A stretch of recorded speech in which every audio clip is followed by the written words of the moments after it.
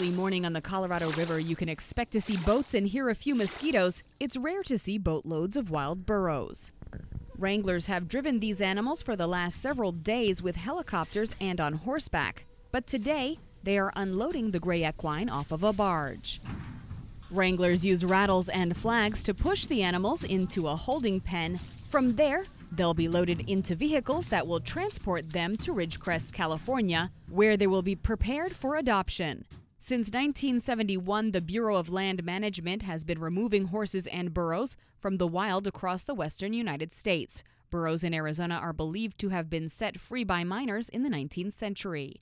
John Hall is the wild horse and burro specialist for the local BLM. He says the goal is to gather 350 of the 711 burros in the area. Hall says they are a non-native species that pose a threat to other flora and fauna. That these animals are overutilizing the native vegetation which the wildlife here depend on. And when we have this overuse by the burros, then it poses an immediate threat to the native wildlife. Conservationists dispute the number of burros the area can support and raise concerns about the use of helicopters for rounding them up in the southwestern Arizona heat. Congressman Raul Grijalva wrote a letter to the Secretary of the Interior requesting the animals not be gathered at temperatures above 90 degrees.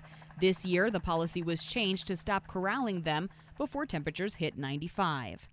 Suzanne Roy of the American Wild Horse Preservation Campaign says that's a move in the right direction. We need a little bit of a more hands-off approach to let them regulate naturally, and then in those situations where they are not regulating naturally, we will then need to use the fertility control vaccine to assist in that process. And this will be a far more humane approach than these brutal roundups every 4 years. Sue Couture is the contractor managing the roundup for the BLM. She says the helicopters do not put as much stress on the burros as people might imagine.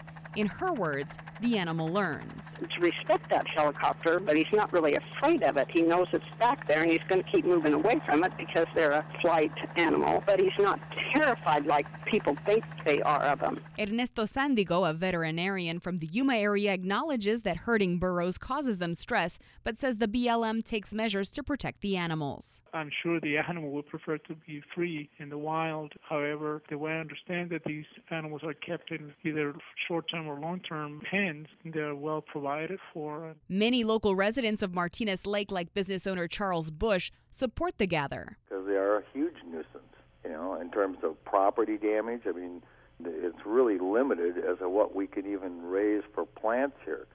I mean, these donkeys eat the bark right off the outside of the acacia plants.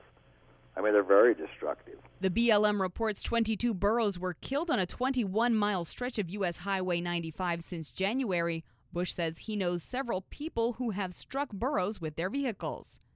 Traditionally, the wild burros have had a near 100% adoption rate, but this year it's less. 900 unadopted burros are in holding facilities with the BLM. I'm Michelle Faust in Yuma, Arizona.